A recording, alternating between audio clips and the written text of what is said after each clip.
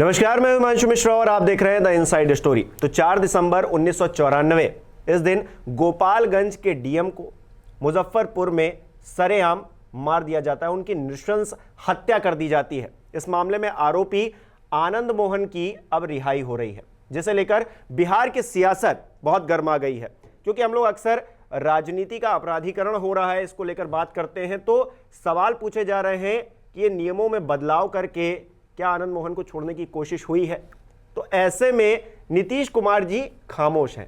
वो खामोश क्यों हैं, इसे लेकर आज बात करेंगे। डॉक्टर संजीव त्रिवेदी जी वरिष्ठ पत्रकार हमारे साथ हैं। संजीव जी, नीतीश कुमार की खामोशी क्या कहती है, और तेजस्वी यादव बोलते भी हैं तो क्या बोलते हैं, ये अपने आप में बड़ा कंट्रोवर्शियल लगता है। क्योंकि तमाम मामलों को, जैसे गुजरात में बिल्किस का मामला हो, तो सब सारे जो विपक्ष के नेता हैं ये पूछते हैं कि बताइए आप, देखिए वो इतने उन्होंने जुर्म किया है और वो इतने हत्यारे हैं, उन्होंने इतने लोगों को मार दिया, रेप किया, और आप उनको छोड़ रहे हैं। गुजरात सरकार कैसी है?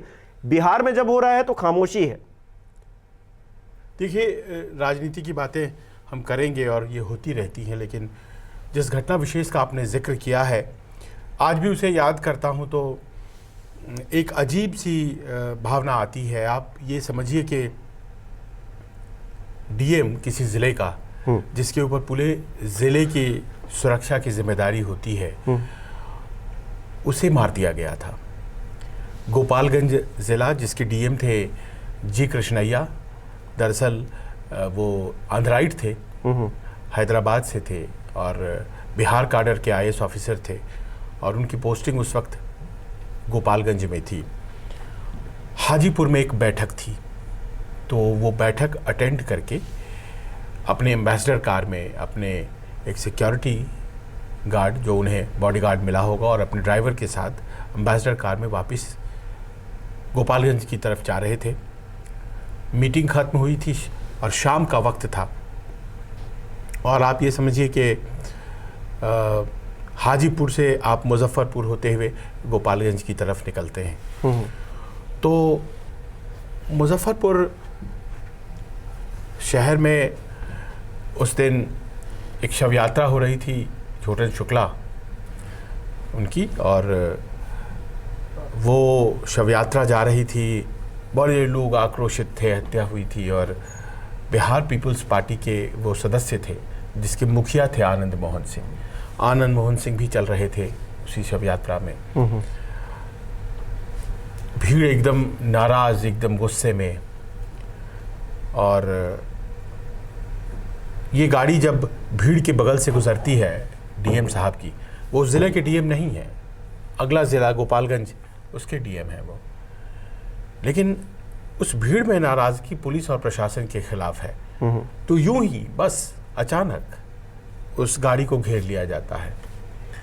तो जैसा कि होना चाहिए, सिक्योरिटी गार्ड गाड़ी से तुरंत बाहर आता है और वो कोशिश करता है कि जो पीछे ऑफिसर बैठे हैं उनके ऊपर कोई मुश्किल ना आए, और तब तक में ड्राइवर धीरे से गाड़ी को भीड़ से निकाल ले जाता है। तो जैसे ही गाड़ी भीड़ से निकलती है, सिक्योरिटी गार्ड को पीटा जाने लगता है उस मॉब के द्वारा। जी कृष्णैया गाड़ी में बैठे हैं, गाड़ी थोड़ी दूर आगे चली गई है। उन्होंने अपने ड्राइवर को कहा कि आप गाड़ी रोकिए, सिक्योरिटी गार्ड को पीटा जा रहा है। सिक्योरिटी गार्ड उनकी रक्षा के लिए था, लेकिन उसे ही भीड़ ने मारना शुरू कर दिया, और उसके बाद वो गाड़ी रुकती है और वो गाड़ी से उतरते हैं या खींच लिए जाते हैं। अगर वो गाड़ी नहीं रोकते तो शायद आज वो जीवित होते, लेकिन उन्हें अपने सिक्योरिटी गार्ड की याद आई, जिसे बहुत बेरहमी से पीटा जा रहा था। हालांकि उसकी मौत नहीं हुई, उसकी सुनने की शक्ति ख़त्म हो गई उस घटना में, लेकिन मौत नहीं हुई उसकी। पर जी कृष्णैया को भीड़ ने पहले तो बहुत मारा, और उसके बाद फिर उनको गोली मार दी गई। भीड़ में किसी शख्स के द्वारा पॉइंट ब्लैंक गोली मार दी गई, सर में गोली लगी और उनकी मौत हो गई। आप ये देखिए कि ये साल 1994 का काल है, और ये घटना घटती है, और कानून व्यवस्था को लेकर के जब ये कहा जाता है कि जंगल राज एक शब्द होता है, तो पता नहीं मैं कितना सहमत हूँ, लेकिन इस तरह की घटनाएं भी हो रही थी। ये एक बड़ा हादसा था जिसने देश को हिला दिया था। और बताइए 13 साल बाद उसमें सज़ा होती है 2007 में। जहाँ उसके बाद तो आप देखते हैं तारीख पर तारीख, और इस तरह के मामलों में क्या होता है जिसमें कि अवश्यम भावी है सज़ा। पूरे सर्कमस्टांशियल एविडेंस जो थे वो सारे आरोपियों के खिलाफ थे। आनंद मोहन भी एक आरोपी थे, वो तो बिहार पीपल्स पार्टी के अध्यक्ष ही थे, वो चल रहे थे, तो उनके अलावा भी। तो इसमें तो फिर क्या होता है कि ट्रायल को ही डिले कर दिया जाता है। और इस बीच क्या क्या हुआ है, इस बीच सांसद बने आनंद मोहन, दो बार सांसद बने, राजनीतिक रसूख उनकी बढ़ी, और तब जाकर के 2007 में लोअर कोर्ट ने उन्हें सज़ा दिया। 2008 में उस सज़ा को आजीवन कारावास में, फांसी की सज़ा हुई, आजीवन कारावास में तब्दील कर दिया गया। आजीवन कारावास ये सज़ा हुई। और सुप्रीम कोर्ट में भी 2012 में जब अपील में आए तो वहाँ भी ये आजीवन कारावास की सज़ा बहाल रह गई। जाहिर है कि रहनी थी। 2016 में एक इंटरेस्टिंग डेवलपमेंट ये हुआ कि उस वक्त नीतीश कुमार और आरजेडी की सरकार थी, तो उन्होंने एक फैसला लिया कि जो बिहार जेल मैनुअल है उसमें तब्दीली की जाए और वैसे व्यक्ति को कभी नहीं छोड़ा जाए, कोई माफ़ी का पात्र न कंसीडर किया जाए जो लोक सेवक की हत्या का दोषी हो, पब्लिक सर्वेंट के किलिंग का दोषी हो। ये कानून नीतीश जी ने ही बनाया, 2016 में बनाया। और वो कानून बन गया कि अगर किसी ने लोक सेवक की हत्या की है तो फिर उसे माफ़ी नहीं मिलेगी।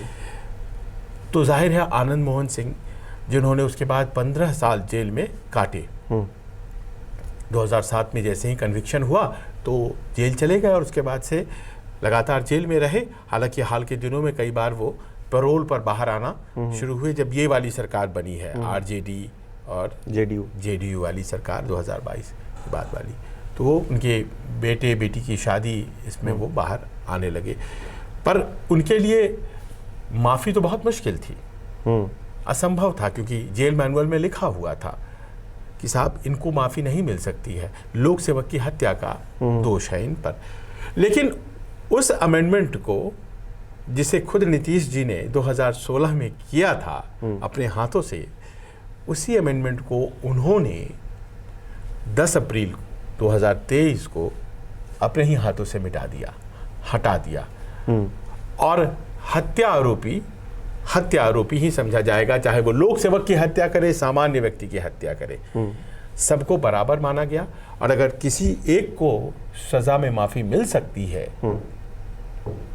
तो फिर दूसरे को भी मिल सकती है, तो फिर पब्लिक सर्वेंट के हत्यारे को भी मिल सकती है, उसका दोष जिस पर है मिल सकती है। और उसी के तहत ये जो माफ़ी है ये प्राप्त हुई है। 27 लोगों को छोड़ा जा रहा है और बड़ा ध्यान रखा गया है कि इसमें कॉम्बिनेशन कौन हो।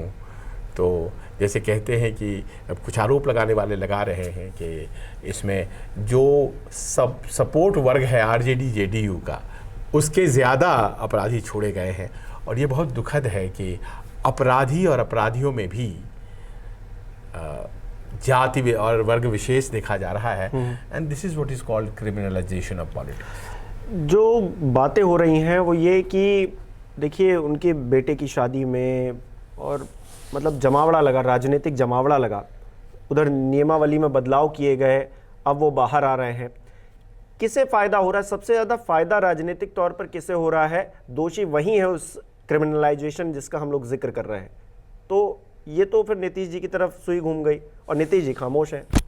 नहीं, नीतीश जी की तरफ ही केवल नहीं घूम रही है। ऐसा नहीं है कि अकेले वही चाहते थे वो फायदा, वो जिस फायदे की जिक्र हो रही है। जो फैसला लेगा इस तरह का, तो जो समर्थक वर्ग है आनंद मोहन सिंह का, जाहिर है कि उसका फ़ायदा उसको होगा।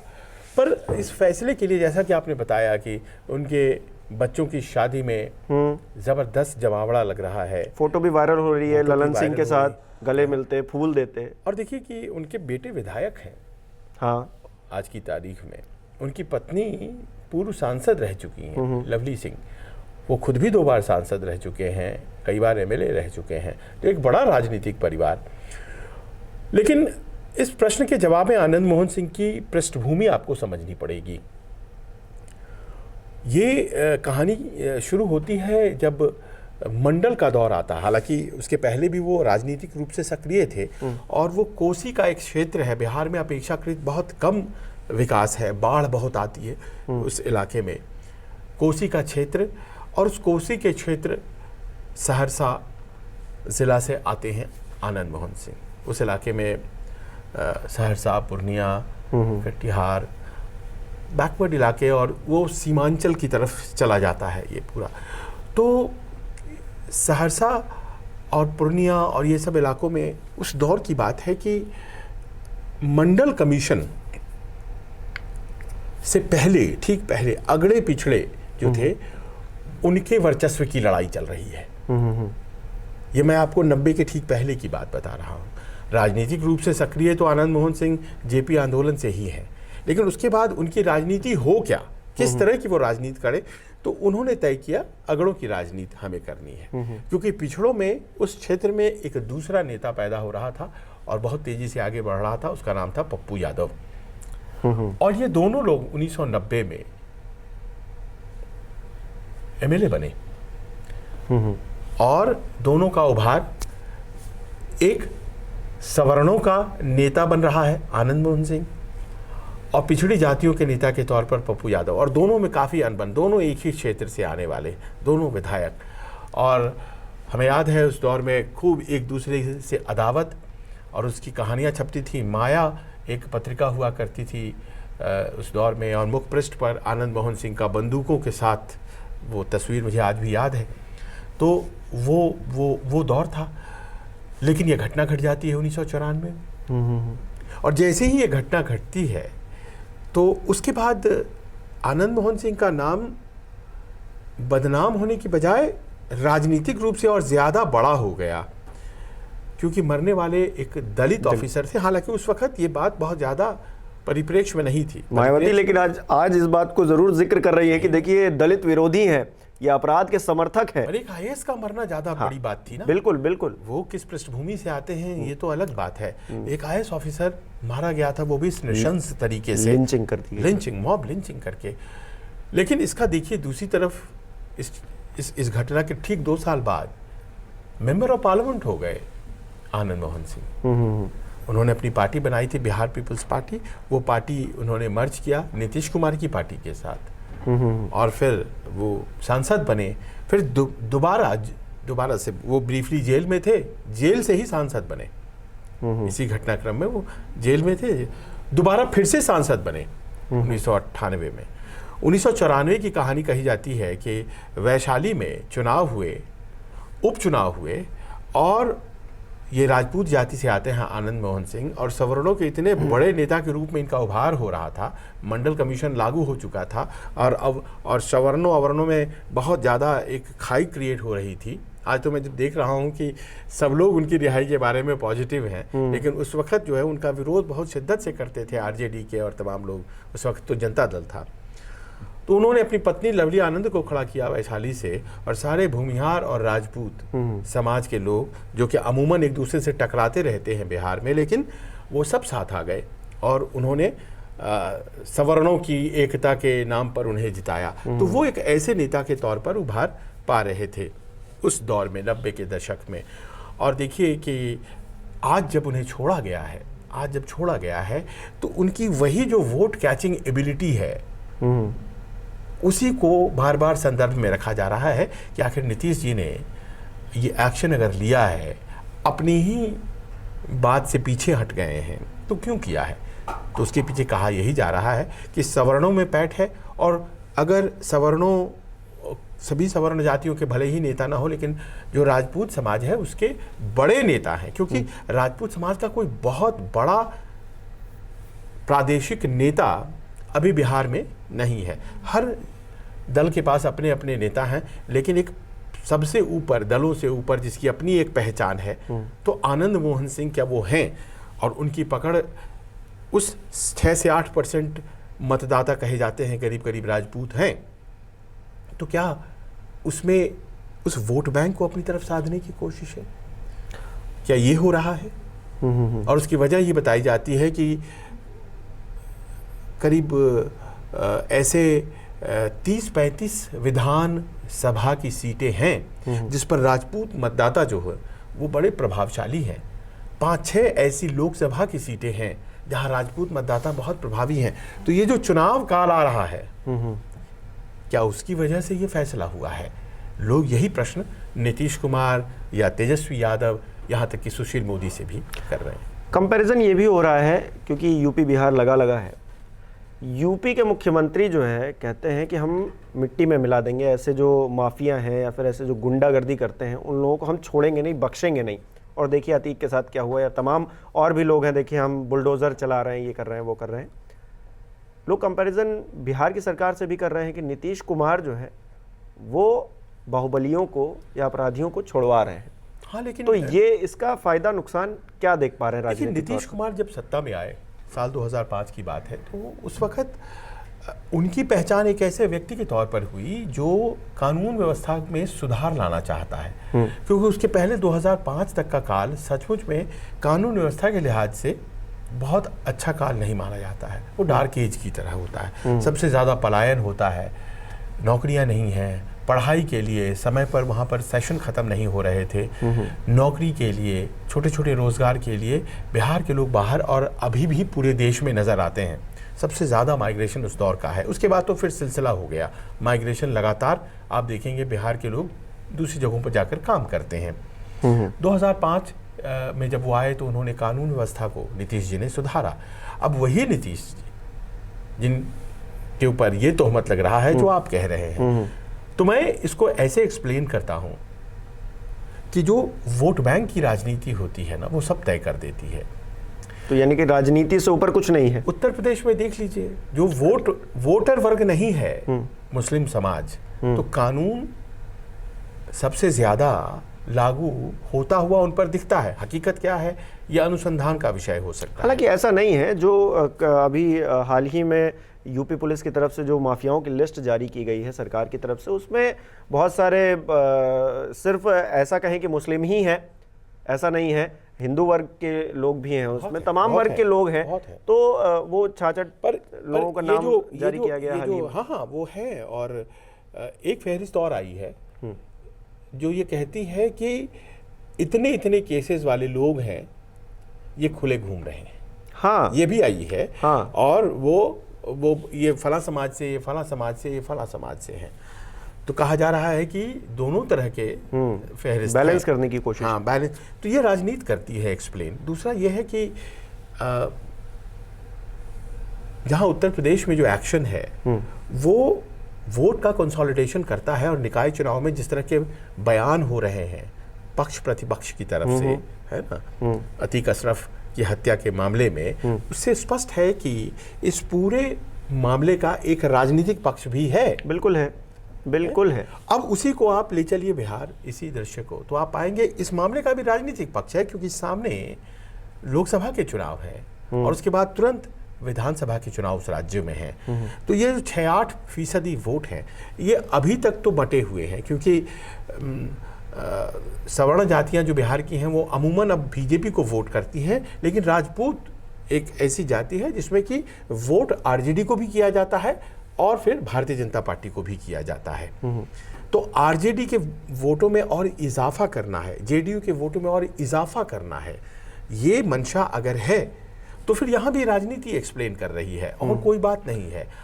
जो उत्तर प्रदेश में काम हो रहा है, जो बिहार में काम हो रहा है, गुणात्मक कोई परिवर्तन दोनों एक्शंस में नहीं। लेकिन जब हम राजनीति का बात करते हैं तो उसमें ये भी कहते हैं कि इमोशनल टच बहुत ज़रूरी होता है। अक्सर कई ऐसी बातें कही जाती हैं जो लोगों के दिल को छूती हैं। यहाँ पर जो उमा कृष्णैया हैं, जो जी कृष्णैया की पत्नी हैं, वो एक बात का जिक्र कर रही हैं कि आप आनंद मोहन के बच्चों की शादी में गए, आपको नहीं जाना चाहिए था, हमने भी आपको कार्ड दिया था, आप हमारे बच्चों की शादी में क्यों नहीं आए।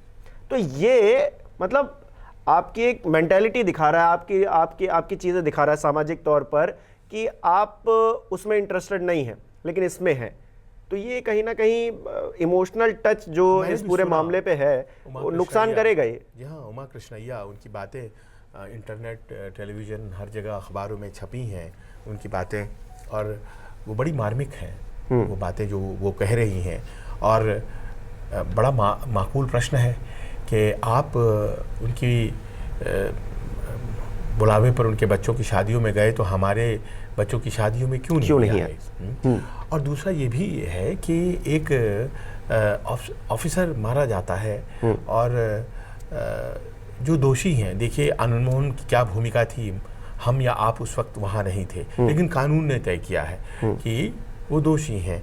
तो जब दोषी हैं तो फिर उनकी रिहाई के लिए आप व्यवस्था बना रहे हैं, कानून में वो बदलाव ला रहे हैं। इसको कैसे एक्सप्लेन करेंगे? 17 साल के मुख्यमंत्री हैं, आपको 17 सालों में कभी ये एहसास नहीं हुआ? भारत वो हमेशा बैलेंस, वही इस बार बड़ी हैरानी हो रही है ये चीज़ें जो आपने बताया 2016 में खुद ही नियम बनाया और उसके बाद उस नियम को खुद ही मिटा रहे हैं। तो ये और माले वहाँ पर उनकी सहयोगी है, मार्क्सिस्ट लेनिनिस्ट पार्टी जो CPI, वो कह रही है कि आप अगर कानून बना रहे हैं किसी जाति विशेष के व्यक्ति को छोड़ने के लिए, तो फिर सारे जो जेलों में बंद पड़े हैं, और देखिए ये एक हकीकत है, जेलों में ज़्यादा कौन है? जो पिछड़े हैं, दलित हैं, गरीब हैं। एक रिपोर्ट तो ये कहती है कि 80% से ज़्यादा गरीब ही हैं जेल में। अक़लियत वर्ग के, जहाँ पढ़ाई लिखाई कम है, मुस्लिम समाज से, आप वहाँ पर ब्राह्मणों को या राजपूतों को कम पाते हैं अपेक्षाकृत। जब ये जो दूसरी जातियां हैं, जो पिछड़ी जातियां हैं, तो फिर इनके लिए भी कानून बने, इनको भी छोड़ा जाए, ये मांग कर दी है। उनकी सरकार की सहयोगी है, उसने मांग किया है। अब इन प्रश्नों का क्या जवाब देते हैं नीतीश कुमार, देखना पड़ेगा।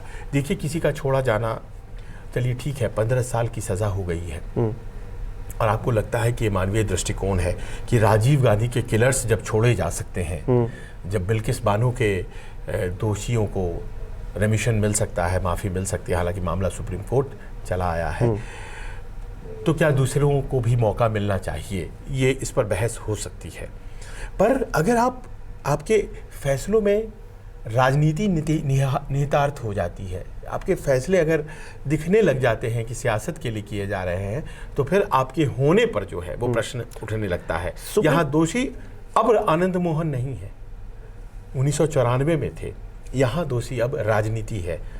क्योंकि तेजस्वी यादव अपने फैसले को डिफेंड करते हुए कह रहे हैं कि किसी ज़माने में सुशील मोदी खुद मांग किया करते थे कि आनंद मोहन जी को छोड़ दिया जाना चाहिए। वो एक क्या कहेंगे, डर्टी पॉलिटिक्स का एक हिस्सा हम कह सकते हैं। लेकिन सुप्रीम कोर्ट बिल्किस बानो के केस में एक बात कह रहा था, उसको मैं कोट करना चाहूँगा। वो बड़ी अच्छी बात लगी मुझे कि सुप्रीम कोर्ट कह रहा है कि आप जब निशंस ऐसी घटनाएं होती हैं उनको हम आम हत्या के मामलों से या फिर आम रेप के मामलों से जोड़कर नहीं देख सकते। सरकारों को अपने विवेक के अनुसार, क्योंकि गुजरात सरकार पर कोई ऐसा दबाव नहीं था केंद्र सरकार का कि नहीं उन्हें छोड़ना है, तो गुजरात सरकार ने क्या सोचा उस मामले को लेकर, यहां पर तो एक साफ तौर से दिख रहा है कि बिहार सरकार के मन में क्या है। आपने तो पूरा मैनुअल चेंज कर दिया, नियमावली चेंज करके उसके कैटेगरी में ला दिया, अब वो बाहर आ रहे हैं। और उन्होंने किसकी हत्या की थी? एक अधिकारी की हत्या की थी। यानी कि आप समाज को क्या संदेश दे रहे हैं? क्या आप अपराध को बढ़ावा देने की कोशिश कर रहे हैं कि आप करिए, हम आपके साथ हैं, हम आपको जल्दी छुड़वा देंगे, या फिर आपको उस कैटेगरी में कोई कल को कोई और बदलाव कर देंगे कि उस कैटेगरी में आप आ जाएंगे और आप बाहर आ जाएंगे? तो ये सरकारों पर के विवेक को लेकर जो बात कही सुप्रीम कोर्ट को, मुझे बहुत अच्छी लगी। और होना चाहिए, सरकारों को एक संदेश देना चाहिए, लेकिन वो संदेश क्या दे रही हैं? जैसा वोट बैंक की पॉलिटिक्स आपने बताया, वो संदेश दे रही हैं, ये कहीं ना कहीं सही नहीं कहा जा सकता। हाँ, IS एसोसिएशन ने तो विरोध किया है, उन्होंने कहा है कि हम प्रतिवेदन देंगे, ऐसा नहीं होना चाहिए, क्योंकि वो कानूनी लड़ाई नहीं लड़ सकते हैं। तो कहा जा रहा है कि उमा कृष्णैया, जी कृष्णैया की पत्नी, वो लड़ेंगी कानूनी लड़ाई। कुछ और लोग भी आगे आए हैं, वो भी कह रहे हैं कि हम ये इशू सुप्रीम कोर्ट तक लेकर के जाएंगे। देखिए यहाँ बड़ा स्पष्ट है कि आज की तारीख में बहस में आनंद मोहन नहीं है, वो तो एक चेहरा है उस बहस का, है ना, जो सियासत अपने वोट बैंक के लिए खेल खेलती है। और यहाँ पर अगर चुनावी फायदे के लिए कुछ फैसले लिए जा रहे हैं तो फिर वो फैसले तर्क पर तो आधारित नहीं है। इस बात पर भी प्रश्न चिन्ह खड़ा करते हैं कि आप साहब देश के प्रधानमंत्री बनने का सपना देखते हैं, सभी पार्टियों को एकीकृत करने का सपना देखते हैं, तो फिर ये जो मूल प्रश्न है कि आम आदमी के जो दर्द हैं, है ना, उनको आप ऐसे एड्रेस करेंगे क्या? ये भावनाएं आहत होती हैं। जी कृष्णैया एक बार 1994 में मरे, लेकिन उनकी स्मृतियों में, लोगों की स्मृतियों में जिस तरह से थे, आज फिर उन्हें दोबारा से लोग याद करके मर्माहत हो रहे हैं कि बड़ा अन्याय हुआ था उनके साथ। यहाँ बहस में आनंद मोहन नहीं, बहस में नीतीश कुमार है। यही कहते हैं कि अगर हम बिल्किस बानो के केस से उनसे जुड़ते हैं, उनके दर्द से जुड़ते हैं, तो यहाँ पर मिसेस कृष्णैया के जो दर्द है उनका, उससे भी जुड़ना होगा। यहाँ पर राजनीतिक तौर पर आप एक तरफ बोलेंगे, एक तरफ नहीं बोलेंगे, ये कहीं ना कहीं गलत लगता है। अगर भारतीय जनता पार्टी का राज किसी प्रदेश में हो और वहाँ पर कुछ गलत होता है तो उसको लेकर भी आवाज़ें उठनी चाहिए। अगर बिहार में ऐसा कुछ हो रहा है या फिर कहीं और भी हो रहा है तो उसको लेकर भी आवाज़ें राजनीतिक तौर पर उठनी चाहिए। हमें तो यही लगता है। आपको क्या लगता है? कमेंट करके हमें ज़रूर बताएं। बहुत बहुत शुक्रिया।